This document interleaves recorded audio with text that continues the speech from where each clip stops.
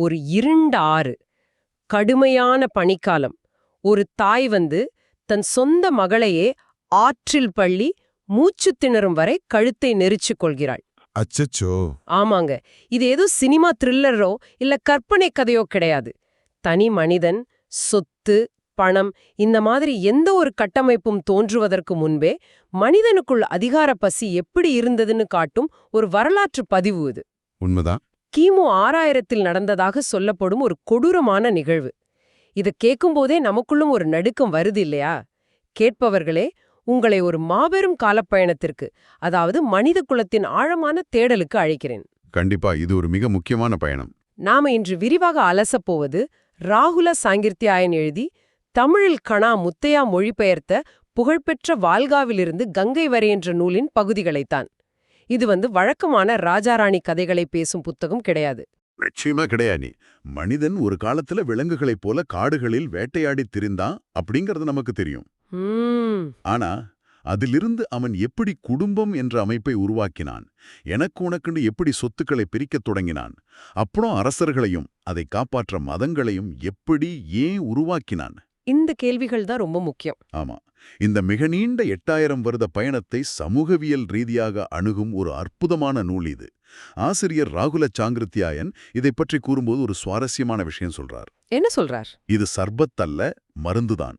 ஆனால் மருந்தின் கசப்போ கைப்போ தெரியாதபடி இது சர்பத்தாக ஆக்கப்பட்டுள்ளது அப்படின்னு சொல்றார். ஓ, ரொம்ப அருமையான விளக்கம். அதாவது பாத்தீங்கன்னா, ஒரு சமூகத்தின் தோற்றம், வளர்ச்சி, நாகரீகம் ஆகிய கடினமான விஷயங்களை மனிதர்களின் உணர்ச்சிகரமான கதைகளின் மூலமாகவே நம் கண்முன் நிறுத்துகிறார். சரி, அந்த மருந்தை சர்பத்தாக பருக நாமும் தயாராகிவிட்டோம்.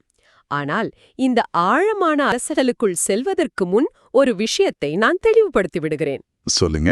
இந்த புத்தகத்தில் வரலாற்றுச் சான்றுகள், மார்க்சிய சிந்தனைகள் மற்றும் மத அமைப்புகள் மீதான பல கடுமையான விமர்சனங்கள் முன்வைக்கப்பட்டுள்ளன.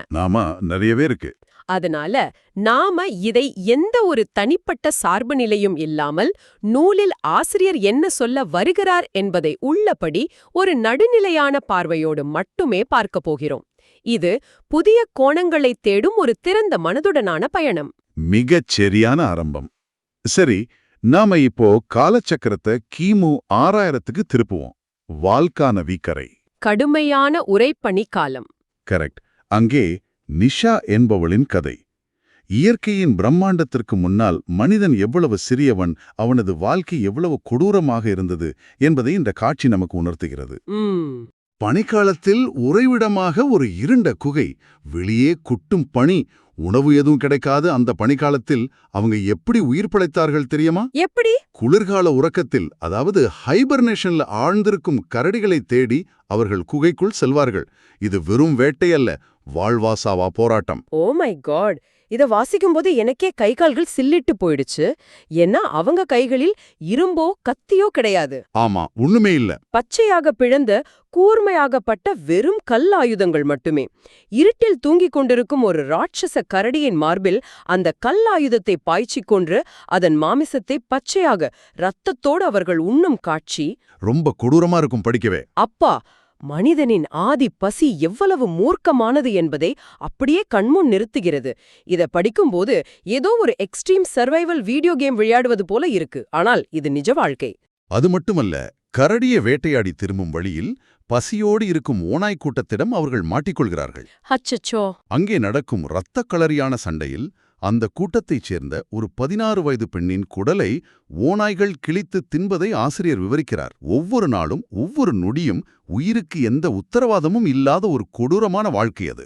இயற்கையோடு ஒரு நிரந்தர போருன்னு சொல்லலாம். இன்று நாம் வனவிலங்கு ஆவணப்படங்களை பார்த்து ரசிக்கிறோம். ஆமா. ஆனால் நம் முப்பாட்டன்கள் அந்த ஆவணப்படங்களுக்குள் எந்த பாதுகாப்பும் இல்லாமல் வாழ்ந்திருக்கிறார்கள் என்று நினைக்கும் போது பிரமிப்பா இருக்கு. ஆனால் இந்த உயிர் பிழைக்கும் போராட்டத்தை தாண்டி அவர்கள் உருவாக்கிய சமூக அமைப்புதான் என்னை மிகவும் ஆச்சரியப்படுத்தியது. நீங்க அந்த தாய் வழி சமூகத்தை சொல்றீங்க, கரெக்டா? எக்ஸாக்ட்லி. நிஷாவின் காலம் ஒரு தாய் வழிச் சமூகம். அங்கே இது என் வீடு, இது உன் சொத்து என்ற எந்த தனிச்சொத்துரிமையும் கிடையாது. பெண்கள்தான் தலைமை தாங்கினார்கள். உண்மைதான். உணவு, உடைமை, உறவுகள் எல்லாமே பொதுவானவை. இதை வைத்து பார்க்கும்போது எல்லாம் பொதுவாக இருந்தால் அங்கே வன்முறையோ பொறாமையோ இருந்திருக்க கூடாது அல்லவா? ஒரு அமைதியான ராஜ்யமாக அது இருந்திருக்க வேண்டும் என்றுதானே நாம் நினைப்போம். நாம் அப்படி பொதுப்படையாக நினைப்பது இயல்புதான். ஆனால் இங்கேதான் மனித உளவியலின் ஒரு இருண்ட பக்கத்தை ஆசிரியர் தோலுரித்து காட்டுகிறார். ஆமா, நாம ஆரம்பத்தில் பேசினோமே, அந்த தாய் தன் மகளை கொல்லும் காட்சி, அது நிஷாவின் வாழ்க்கையில்தான் நடக்கிறது. அந்த தாய்வழி சமூகத்தில் சொத்துரிமை இல்லை என்பது உண்மைதான். ஆனால் அதிகாரம் என்ற ஒன்று இருந்தது. இந்த அதிகாரம்தான் எல்லா பிரச்சனைக்கும் காரணமா? கண்டிப்பா. நிஷா அந்த பழங்குடி கூட்டத்தின் தலைவியாக இருக்கிறாள். அவளுக்கு பிறகு அவளது சொந்த மகள் லேக்கா தலைவியாகி விடுவாள் என்ற நிலை வருகிறது. ஓஹோ, தன் மகளுக்கு பதவியும் அதிகாரமும் சென்றுவிடக் கூடாது என்பதற்காக குழந்தை லேக்காவை ஆற்றில் தள்ளிக் கொல்கிறாள் தாய் நிஷா. இதுதான் எனக்கு புரியாத புதிராகவே இருக்கு. காப்பாற்ற எந்த தனிப்பட்ட சொத்தும் அங்கே இல்ல. பிறகு எதற்காக தன் சொந்த இரத்தத்தையே கொல்ல வேண்டும்? அதிகாரம் என்பது அந்த ஆதிகால மனிதனுக்கும் அவ்வளவு போதையை தந்ததா? ஆமா, அதாவது சொத்துரிமை என்ற ஒன்று தோன்றும் முன்பே அதிகார பசி மனிதனை மிருகமாக்கிவிட்டது என்கிறீர்கள். அப்படித்தான் நாம புரிந்து கொள்ள வேண்டும். சொத்துக்காக மட்டுமல்ல, தான் வகிக்கும் அந்த தலைமை பதவியை தக்க வைத்துக் கொள்ள, தான் கட்டளையிட்டால் மற்றவர்கள் கேட்க வேண்டும் என்ற அந்த அதிகார திமிருக்காக மனிதன் எந்த எல்லைக்கும் செல்வான் என்பதை ஆசிரியர் மிக அழுத்தமாக பதிவு செய்கிறார். இரத்த உறவை விட அதிகாரத்தின் சுவை பெரியது என்ற அந்த உண்மை மனித இனத்தின் வரலாற்றில் ஒரு நிரந்தரமான சாபமாகவே தொடர்கிறது. சரியா சொன்னீங்க. சரி, அந்த இரண்டு பனிக்குகையிலிருந்து நாம கொஞ்சம் வெளியே வருவோம். காலச்சக்கரத்தை இன்னும் வேகமாக சுழற்றி கிமு 3500க்கு வருவோம். இப்போ மீண்டும் வால்கா நதிக்கரையில் திவாவின் கதை ஆரம்பிக்குது. ஆமா, நிலைமை கொஞ்சம் மாறியிருக்கிறது இப்போ. மனிதர்கள் மரங்கள் மற்றும் புற்களை கொண்டு குடிசைகள் கட்ட கற்றுக்கொண்டார்கள். ஓ, கொஞ்சம் வளர்ச்சி வந்திருக்கு. ஆனால் இப்போதும் குடும்பம் என்ற அமைப்பு உருவாகவில்லை. காதல், தாம்பத்தியம், குழந்தைகளை வளர்ப்பது போன்ற விஷயங்கள் ஒரு குழுவிற்குள் பொதுவாக பகிரப்பட்டன என்பதை இந்த பகுதி விவரிக்கிறது. அப்படியா? ஆமாம். திவாவும் அவளது கூட்டத்தாரும் தனிப்பட்ட கணவன் மனைவி என்ற உரிமையோ கட்டுப்பாடோ இன்றி இயற்கையோடு இணைந்து வாழ்கிறார்கள். இது ஒரு வகையில் பரிணாம வளர்ச்சியின் அடுத்த கட்டம்தான். ஆனா இந்த அமைதியான வாழ்க்கை மிக விரைவில் ஒரு பெரிய புயலை சந்திக்கப் போகிறது. கிமு 2500இல் வச்சு நதிக்கரையில் நடக்கும் கதையை எடுத்துக்கொள்வோம். இங்கே ஒரு மாபெரும் சித்தாந்த போர் வெடிக்கிறது. கல் ஆயுதங்களை பயன்படுத்திக் கொண்டு சுதந்திரமாக நாடோடி வாழ்க்கையை வாழும் மக்களுக்கும் புதிதாக கண்டுபிடிக்கப்பட்ட செம்பு ஆயுதங்களை வைத்துக்கொண்டு விவசாயம் செய்ய துடிக்கும் மக்களுக்கும் இடையே ஒரு மிகப்பெரிய முரண்பாடு தோன்றுகிறது. ஆமா, மத்திரர்கள் மற்றும் பார்ஷுக்கள் இடையே நடக்கும் போறது. கொஞ்சம் பொறுங்க, இத நான் கேட்கும் பார்வையாளர்களின் கோணத்திலிருந்தே கேட்கிறேன். பொதுவாக புதிய தொழில்நுட்பம் அல்லது புதிய வசதி கிடைத்தால் மனிதர்கள் உடனே ஏற்றுக்கொள்வார்கள் அல்லவா? வழக்கமா அப்படிதான் நடக்கும். கல்லை விட செம்பு வலிமையானது. காட்டில் அலைந்து திரிவதை விட விவசாயம் செய்து உணவை உற்பத்தி செய்வது பாதுகாப்பானது. அப்படி இருக்கும்போது இந்த நாடோடி மக்கள் ஏன் செம்பு ஆயுதங்களையும் விவசாயத்தையும் எதிர்க்க வேண்டும்? இதை எப்படி புரிந்து கொள்வது? இது மிகவும் பாரமான ஒரு உளவியல் கேள்வி. இன்று நாம் புதிய தொழில்நுட்பங்களை எளிதாக ஏற்றுக்கொள்கிறோம், ஏனென்றால் அது நம் வாழ்க்கையை எளிதாக்குகிறது என்று நம்புகிறோம். ஆமா. ஆனால் அந்த பழைய நாடோடி மக்கள் அப்படி நினைக்கவில்லை. விவசாயம் செய்தால் என்ன நடக்கும்? நிலத்தை உழ வேண்டும், விதையை தூவ வேண்டும், அது முளைத்து அறுவடைக்கு வரும் வரை அந்த நிலத்திலேயே தங்கியிருக்க வேண்டும். கரெக்ட். ஒரு இடத்துல செட்டில் ஆகணும். அதுதான் பிரச்சனை. நாடோடியாக எங்கு வேண்டுமானாலும் செல்லும் தங்கள் சுதந்திரத்தை இந்த நிலம் பறித்துவிடும் என்று அவர்கள் ஆழமாக நம்பினார்கள். ஒரு குறிப்பிட்ட நிலத்தில் கட்டி போடப்பட்டு நிலையான வீடுகளை கட்டி வாழ்வதை அவர்கள் தங்கள் அடிமைத்தனத்தின் தொடக்கமாக பார்த்தார்கள். ஓ, இது ஒரு வித்தியாசமான கோணம். ஒரு நிலத்தில் வேரூன்றி நிற்பது என்பது கால்களில் விலங்கிடப்படுவதற்கு சமம் என்று நினைத்திருக்கிறார்கள். ஆமாம். புதிய தொழில்நுட்பம் தங்கள் சுதந்திரத்தை பறித்துவிடும் என்ற அச்சமே அந்த எதிர்ப்பிற்கு காரணம். இந்த புதிய மக்களை அவர்கள் தேவசத்ருக்கள் என்று அழைத்தார்கள். தேவசத்ருக்களா? ஆமாம். விவசாயத்தை பின்பற்றுவது தற்கொலைக்கு சமம் என்றும் அது இயற்கைக்கு முரணானது என்றும் பழைய தலைமுறையினர் பயந்தார்கள்.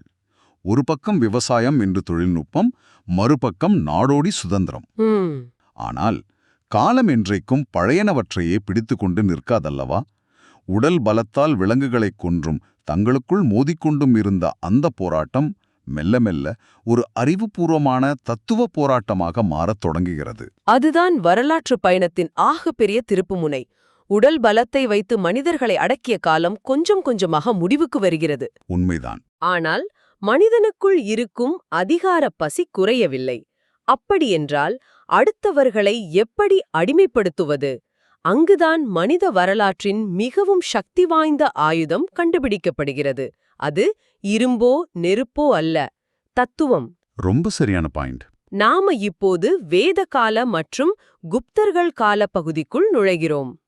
இங்கே பிரவாகன் என்ற பாத்திரத்தின் மூலம் ஆசிரியர் ஒரு அதிர்ச்சியூட்டும் உண்மையை முன்வைக்கிறார். ஆமா, பிரவாகனின் அந்த தர்க்கம் வரலாறையே புரட்டி போட்ட ஒன்று. அவன் என்ன யோசிக்கிறான் என்றால், ஒரு மனிதனை வாளையோ ஈட்டியையோ காட்டி எவ்வளவு காலம் அடக்கி வைத்திருக்க முடியும்? என்றாவது ஒரு நாள் அவன் திருப்பி அடிப்பான். கரெக்ட். ஆனால் அதே மனிதனின் மனதிற்குள், அவனது மூளைக்குள் சில நம்பிக்கைகளை விதைத்துவிட்டால் என்ன ஆகும்? உன்னுடைய தற்போதைய கஷ்டங்களுக்கு நீ முற்பிறவியில் செய்த கர்மாவே காரணம். இந்த ஜென்மத்தில் நீ சொல்லிக் கேட்காமல் சேவை செய்தால் அடுத்த ஜென்மத்தில் ஸ்வர்க்கம் கிடைக்கும் என்ற பயத்தையும் நம்பிக்கையையும் விதைத்துவிட்டால் ஆயிரக்கணக்கான வருடங்களுக்கு அவர்கள் தங்களுக்கு இழைக்கப்படும் அநீதியை சகித்துக் கொள்வார்கள் என்கிறான். இதை நான் இப்படிதான் பார்க்கிறேன். இது ஏதோ ஒரு பெரிய சிஸ்டம் அப்டேட் மாதிரி இருக்கு. சிஸ்டம் அப்டேட்டா? ஆமாங்க. பழைய வெர்ஷனில் வாளை காட்டி மக்களை மிரட்டினார்கள், மக்கள் பயந்தார்கள், ஆனால் கோபமும் அடைந்தார்கள். அதனால் புதிய அப்டேட்டில் ஆளுநர்கள் மக்களின் மூளைக்குள்ளேயே கர்மா, மறுபிறப்பு, ஸ்வர்க்கம், நரகம் என்ற சாஃப்ட்வேரை இன்ஸ்டால் செய்துவிட்டார்கள். ரொம்ப சுவாரஸ்யமான ஓமை இது. இப்போ மக்கள் தங்களை ஆள்பவர்களை கேள்வி கேட்பதே இல்லை, மாறாக தங்கள் தலைவிதியையே நொந்து கொள்கிறார்கள். மக்களை கேள்வி கேட்க விடாமல் அமைதியாக வைத்திருக்க உருவாக்கப்பட்ட மிகச்சிறந்த கருவி இது என்றுதான் எனக்கு தோணுது. இது ஒரு துல்லியமான ஓமை. இந்த சிஸ்டம் அப்டேட் தான் பின்பு வந்த பல சாம்ராஜ்யங்களுக்கு அடித்தளமாக அமைந்தது. சாணக்கியரின் அர்த்தசாஸ்திரம் எப்படி இதை செயல்படுத்தியது என்பதை நூலாசிரியர் விரிவாக விளக்குகிறார். ஒரு காலத்தில் சிறு சிறு குழுக்களாக மக்கள் தங்களை தாங்களே ஆட்சி செய்து கொண்ட ஜனராஜ்யங்கள் இருந்தன. ஆனால் அவையெல்லாம் அழிக்கப்பட்டு பெரிய பெரிய சாம்ராஜ்யங்கள் உருவாக்கப்பட்டன. எப்படி ஒரு மாற்றம் வந்தது? எது தேவையோ அதுவே சரி, அதாவது அதிகாரத்தை அடைய எந்த வழியை பின்பற்றினாலும் தவறில்லை என்ற தத்துவத்தின் மூலம் தர்மம் என்ற சொல்லுக்கு புதிய அர்த்தங்கள் கற்பிக்கப்பட்டன. அந்த பகுதியை படிக்கும்போது எனக்கே நெஞ்சம் பகிர்னு இருக்கு. சாம்ராஜ்யங்களின் வளர்ச்சிக்காக சாதாரண மக்கள் எப்படி வெறும் பகடைக்காய்களாக பயன்படுத்தப்பட்டார்கள் என்பது தெளிவாகிறது. ஆமா, எது தேவையோ அதுவே சரி என்ற வாதத்தை வைத்துக்கொண்டு பலதார மனமும் ஜாதி பிரிவினைகளும் எப்படி சட்டப்பூர்வமாக நியாயப்படுத்தப்பட்டன என்பதை ஆசிரியர் தோலுரிக்கிறார். ஆளும் வர்க்கத்தினர் எத்தனை பெண்களை வேண்டுமானாலும் திருமணம் செய்து கொள்ளலாம், சாதாரண மக்களை மிருகங்களை விட கேவலமாக நடத்தலாம், எல்லாவற்றுக்கும் ஒரு தத்துவ சாயம் பூசப்பட்டது. ஆமா, இந்த அமைப்பானது இந்திய சமூகத்தை பல ஆயிரம் வருடங்களுக்கு இறுக்கமாக கட்டி போட்டுவிட்டது. அதிகார வர்க்கம் தங்களை காப்பாற்றிக் கொள்ள மதம் மற்றும் தத்துவத்தை ஒரு இரும்பு கவசமாக மாற்றிக்கொண்டது. இப்படியே நாம் சரித்திரத்தில் இன்னும் முன்னேறி வருவோம். சாம்ராஜ்யங்களின் காலம் மெல்ல முடிகிறது. உலகம் ஒருவரையொருவர் தொடர்பு கொள்ளத் தொடங்குகிறது. இது நவீன கால மோதல்களின் ஆரம்பம். இஸ்லாமிய ஆட்சியாளர்கள் இந்தியாவிற்குள் வந்த காலகட்டம் அது. ஆமா, இதில் பாபா நூர்தீன் காலத்து உரையாடல்களை பார்க்கும்போது ஒரு சுவாரஸ்யமான பரிணாமம் தெரிகிறது. ஆரம்பத்தில் கொள்ளையடிக்க வந்ததாக கருதப்பட்டவர்கள் மெல்ல மெல்ல தங்களை இந்த மண்ணின் மைந்தர்களாக, இந்தியர்களாகவே பாவிக்கத் தொடங்கும் அந்த உளவியல் மாற்றம் அழகாக பதிவு செய்யப்பட்டுள்ளது. அதே காலகட்டத்தில் உலக அளவிலும் மிக முக்கியமான மாற்றங்கள் நிகழ்கின்றன. ஐரோப்பாவில் அச்சு இயந்திரங்கள் கண்டுபிடிக்கப்படுகின்றன. பிரிண்டிங் பிரஸ் வந்துருச்சு. ஆமா, கடல்வழி பயணங்கள் அதிகரிக்கின்றன. உலகை யார் ஆழ்வது என்பதை இனி படைகள் அல்ல, விஞ்ஞானமும் கடற்பயணங்களுமே முடிவு செய்யும் என்ற சிந்தனை வலுப்பெறுகிறது. இந்த விஞ்ஞானத்தின் பலத்தோடுதான் பிரிட்டிஷார் வியாபாரம் செய்ய இந்தியாவிற்குள் நுழைகிறார்கள். இதுதான் வரலாற்றின் மிகப்பெரிய முரண் என்று நான் நினைப்பேன். ஆங்கிலேயர்கள் இந்தியாவிற்கு வந்தது இந்தியர்களை கரையேற்றுவதற்காக அல்ல, தங்கள் வியாபார சுரண்டலுக்காகத்தான். அதுல எந்த சந்தேகமும் இல்லை. தங்கள் சுரண்டிய வளங்களை எளிதாக துறைமுகங்களுக்கு கொண்டு செல்லவே அவர்கள் ரயில்வே தண்டவாளங்களையும் தந்தி முறையையும் கொண்டு வந்தார்கள். ஆனால் அந்த ரயில்வே தண்டவாளங்கள்தான் பல 100 தேசங்களாக சமஸ்தானங்களாக சிதறிக் கிடந்த இந்தியர்களை முதல் முறையாக ஒரே வண்டியில் ஏற்றியது. ரொம்ப அழகான பாயிண்ட் இது. தங்கள் லாபத்திற்காக அவர்கள் போட்ட தண்டவாளங்கள் இந்தியர்களுக்கான ஒரு தகவல் தொடர்பு மண்டலமாக மாறியது. இது ஒரு வரலாற்று விந்தை. ஆங்கிலேயர்கள் தங்களின் நிர்வாக வசதிக்காக கொண்டு வந்த அந்த விஞ்ஞானம்தான் இந்திய சமூகத்தில் மாபெரும் விழிப்புணர்வை, ஒரு தேசிய உணர்வை ஏற்படுத்தியது. ஒரு கேள்வியை இங்கு நான் வைக்க விரும்புகிறேன். சரி, ரயில் வந்தாச்சு, அச்சு இயந்திரம் மூலம் செய்திகள் பரவியாச்சு, இந்தியர்களிடம் விழிப்புணர்வும் வந்துவிட்டது. அப்படியென்றால் பிரிட்டிஷாரை வெளியேற்ற வேண்டும் என்பதில் இந்தியர்கள் அனைவரும் ஒரே அலைவரிசையில் ஒரே சிந்தனையோடுதான் செயல்பட்டார்களா? எந்த குழப்பமும் இல்லையா? அங்குதான் மிகப்பெரிய சிக்கலே ஆரம்பிக்கிறது. இந்தியர்கள் சுதந்திரம் அடைய வேண்டும் என்பதில் யாருக்கும் மாற்று கருத்து இல்லை. அப்புறம் என்ன பிரச்சனை? ஆனால் எப்படிப்பட்ட சுதந்திரம், சுதந்திரத்திற்கு பிறகு இந்தியா எப்படிப்பட்ட நாடாக இருக்க வேண்டும் என்பதில்தான் மாபெரும் சித்தாந்த மோதல்கள் வெடித்தன. இந்த நூலின் இறுதி பகுதிகளில் ஆசிரியர் ராகுல சாங்குர்த்தியாயன் இதை மிக விரிவாகவும் தைரியமாகவும் விவாதிக்கிறார். உதாரணமா சொல்லணும்னா, உதாரணமாக காந்திஜியின் கொள்கையை எடுத்துக்கொள்வோம். அவர் பழைய கிராமிய பொருளாதாரத்திற்கு திரும்புவதுதான் உண்மையான சுதந்திரம் என்றார். இயந்திரங்களை தவிர்த்து ராட்டையை மையமாக கொண்ட எளிய வாழ்க்கை, கிராம சுயராஜ்யம், இதுதான் அவர் கண்ட கனவு. கேட்பதற்கு இது மிகவும் தூய்மையான ஒரு கொள்கையாக தெரிகிறதே. இதை ஏன் மற்றவர்கள் எதிர்த்தார்கள்? நவீன விஞ்ஞான சிந்தனையாளர்களும் மார்க்சியவாதிகளும் இதை மிக கடுமையாக விமர்சித்தார்கள். அவர்களின் வாதம் என்னவென்றால், அச்சு இயந்திரம், ரயில்வே, நவீன மருத்துவம் போன்ற விஞ்ஞான வளர்ச்சிகளை விட்டுவிட்டு நாம் மீண்டும் பழைய காலத்திற்கோ அல்லது ஆதிகால உற்பத்தி முறைக்கோ திரும்புவது பிற்போக்கானது என்றார்கள். ஓ, அவங்க அப்படி பார்த்தாங்களா? ஆமா, உலகமே இயந்திரங்களையும் நவீனத்தையும் நோக்கி செல்லும்போது நாம் மட்டும் பின்னோக்கி நடப்பது தற்கொலைக்கு சமம். விஞ்ஞானத்தை நம் வளர்ச்சிக்காக பயன்படுத்த வேண்டுமே தவிர அதை பார்த்து பயந்து மீண்டும் பழமைக்குள் ஒழியக்கூடாது என்பது அவர்களின் வாதம். புரிகிறது. அதாவது பிரிட்டிஷ்காரன் சுரண்டினான் என்பது உண்மை, ஆனால் அவன் கொண்டு வந்த ரயிலையும் தந்தியையும் நாம் நிராகரிக்க கூடாது, அதை நம்முடைய முன்னேற்றத்திற்கு பயன்படுத்திக் கொள்ள வேண்டும் என்ற மார்க்சிய பார்வையை நூலாசிரியர் பதிவு செய்திருக்கிறார். கரெக்ட். இது ஒரு புறம் இருக்க, இந்த புத்தகத்தில் என்னை மிகவும் சிந்திக்க வைத்த, கொஞ்சம் உலுக்கி எடுத்த இன்னொரு கோணம் இருக்கிறது. ஆயிரக்கணக்கான வருடங்களாக ஒடுக்கப்பட்ட தலித் மக்களின் பார்வையிலிருந்து இந்த சுதந்திர போராட்டமும் இந்திய சமூக அமைப்பும் எப்படி பார்க்கப்பட்டது என்பது மிக முக்கியமான பகுதி அது. ஆசிரியர் இந்த விஷயத்தை எந்த சாய்வும் இல்லாம மிக நடுநிலையாக வரலாற்றின் பதிவாக முன்வைக்கிறார். ஒடுக்கப்பட்ட மக்களின் குரலாக ஒரு ஆழமான தர்க்கம் அங்கே வைக்கப்படுகிறது. ஆயிரக்கணக்கான வருடங்களாக நாங்கள் மிருகங்களை விட கேவலமாக நடத்தப்பட்டோம், சந்தைகளில் விற்கப்பட்டோம், பொது தெருவில் நடக்கக்கூட எங்களுக்கு உரிமை மறுக்கப்பட்டது. இவ்வளவு கொடுமைகள் நடந்தபோது அதை பார்த்து கொண்ட அமைதியாக இருந்த கடவுளையும் இதை நியாயப்படுத்திய அந்த மத அமைப்பையும் நாங்கள் ஏன் ஏற்க வேண்டும் என்ற கேள்வியை அவர்கள் எழுப்புகிறார்கள். இது நியாயமான கேள்விதானே. தங்களை நசுக்குவதற்காகவே ஒரு மதம் பயன்பட்டது என்றால் அந்த மத அமைப்பிற்கு தாங்கள் ஏன் விசுவாசமாக இருக்க வேண்டும் என்று அவர்கள் கேட்பதில் உள்ள வலியை நம்மால் உணர முடிகிறது. உயர் ஜாதியினருக்கு சேவை செய்வதற்காகவே தாங்கள் படைக்கப்பட்டதாக கூறும் எந்த ஒரு தத்துவத்தையும் அமைப்பையும் அவர்கள் ஏற்க தயாராக இல்லை. சரியாக புரிந்து கொண்டீர்கள். வரலாறு என்பது வெறும் வெற்றி பெற்ற அரசர்களின் படிவு மட்டுமல்ல, பல ஆயிரம் வருடங்களாக நசுக்கப்பட்டவர்களின் கேள்விகளும் தான் என்பதை இந்த நூல் நமக்கு ஆணித்தரமாக உணர்த்துகிறது. பனிக்காலத்தில் ஒரு கரடியைக் கொன்று பச்சையாக உண்ட மனிதன், விவசாயத்தைக் கண்டு தன் சுதந்திரம் பறிபோய்விடும் என்று பயந்த மனிதன், பின்னர் தனக்கான சாம்ராஜ்யங்களை உருவாக்கி அடுத்தவர்களை அடக்க தத்துவங்களைக் கண்டுபிடித்த மனிதன், கடைசியாக விஞ்ஞானத்தையும் உண்மையான சமத்துவத்தையும் நோக்கி போராடும் மனிதன். என்ன ஒரு பிரம்மாண்டமான 8000 வருட நெடிய பயணம் இது! இயற்கை என்ற மாபெரும் சக்தியோடு போராடி மனிதன் வென்றுவிட்டான். அவன் இன்று செவ்வாய் கிரகத்திற்குச் செல்லும் அளவுக்கு வளர்ந்து விட்டான். ஆமாம்.